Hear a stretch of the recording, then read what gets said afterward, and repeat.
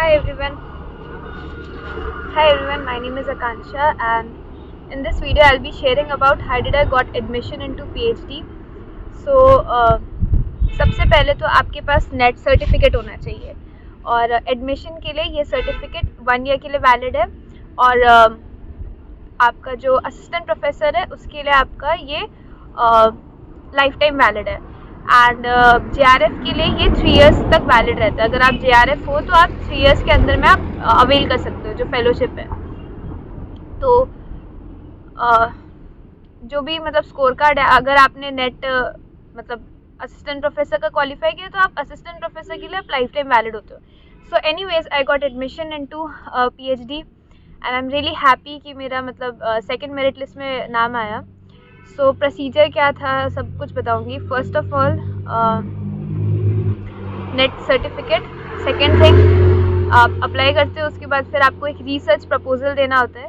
तो research proposal ऐसा बनाए कि बहुत ही मतलब यूनिक हो, टीचर्स को अच्छा लगे, मतलब देख के अच्छा लगे, वो खुश हो जाए, ऐसा आप रिसर्च प्रपोजल बनाएं। फिर तीसरी बात है कि जब रिसर्च प्रपोजल बनाएंगे उसके साथ आपको PPT भी बनानी पड़ेगी।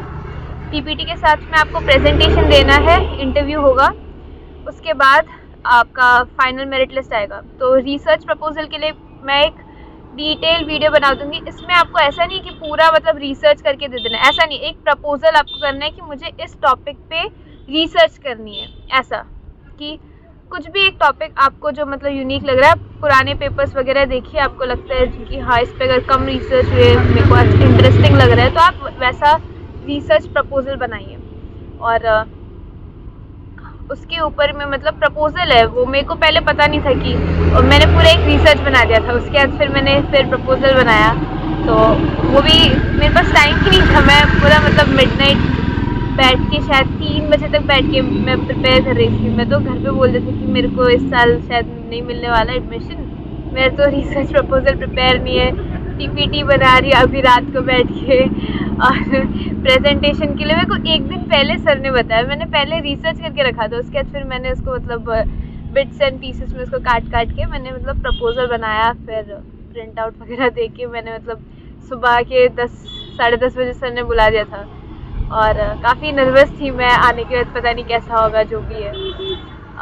अच्छा गया मेरा, मतलब जो भी क्वेश्चंस पूछे मुझसे अच्छा था मेरा, मतलब इंटरव्यू जो भी था सब अच्छा गया, प्रेजेंटेशन भी अच्छा गया। एंड मैं तो सोची थी, मतलब ऐसा होता है ना कि हम लोग नेट क्वालिफाई करके भी कभी कभी अंदर से नर्वस रहते कि पता नहीं एडमिशन मिलेगा या नहीं। बहुत सारे थे जो सिर्फ एंट्रेंस से भी मतलब एंट्रेंस दे रहे थे, तो उससे शायद 1 या 2 को शायद सिलेक्शन मिला है, बाकी का नहीं हुआ। तो आप अगर नेट क्वालिफाइड हो तो आपको प्रेफरेंस ज़्यादा मिलेगी, ये बात याद रखना गाइस। और अगर आपका स्कोर भी अच्छा है तो भी आपको ज़्यादा प्रेफरेंस मिलेगी। अब बात करती हूँ मैं नेट क्वालिफाइड के ऊपर। मेरे को इतने सारे मैसेजेस किए आप लोगों ने कि यूट्यूब पे भी किया, व्हाट्सएप पे, इंस्टाग्राम में, टेलीग्राम में, हर जगह पूछ रहे हो कि कैसे क्वालिफाई किया। तो गाइस पूरी 6 महीने की प्रिपरेशन थी फर्स्ट ऑफ ऑल। और पेपर 1 मैंने यूट्यूब से ही पढ़ा था, जैसे मैंने बोला यूट्यूब पे बहुत सारे एजुकेटर्स हैं। कुमार भारत सर का जो चैनल है वो भी काफ़ी अच्छा है। फिर पेपर 2 के लिए तो देखो, पेपर 2 के लिए तो मतलब आपका पेपर है, आप जानते हो आपको कैसे मतलब प्रिपेयर करना है। आपने जो मास्टर्स में पढ़ा है उसको आप रिवाइज करते रहिए। फिर PYQs बहुत इम्पॉर्टेंट है। फिर आपके मॉक टेस्ट हो गए और कुछ कुछ यूनिट्स है जो मतलब ज़्यादा फोकस में है। जैसे कि मेरे पेपर में था यूनिट 1 बहुत ज़्यादा इम्पॉर्टेंट था। HRM की बात करें, यूनिट 2 बहुत इम्पॉर्टेंट था। फिर लेबर लॉस बहुत ज़्यादा इम्पॉर्टेंट है, सारे सेक्शन आप याद रखिएगा।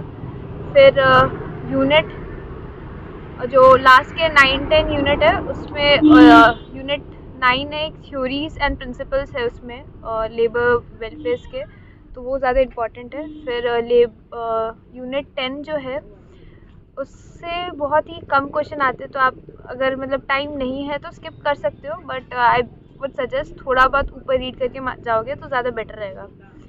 फिर फिर जो ILO कन्वेंशंस हो गए वो इम्पोर्टेंट है। फिर और ये सब लेबर लॉज वगैरह तो इम्पोर्टेंट है ही। फिर अपने जो प्रिंसिपल्स ऑफ मैनेजमेंट में जो ऑथर्स है उनके नाम, उनके क्या बुक्स है, वो सब इम्पोर्टेंट है। तो वो सब आप एक बार रिवाइज करके जाइएगा तो ज़्यादा इम्पोर्टेंट अच्छा रहेगा। और अगर कोई भी क्वेश्चंस वगैरह हो तो आप मुझे कहीं पे भी कनेक्ट कर सकते हो, WhatsApp, Telegram, Instagram, YouTube. And that's all for today's video. Thank you for watching.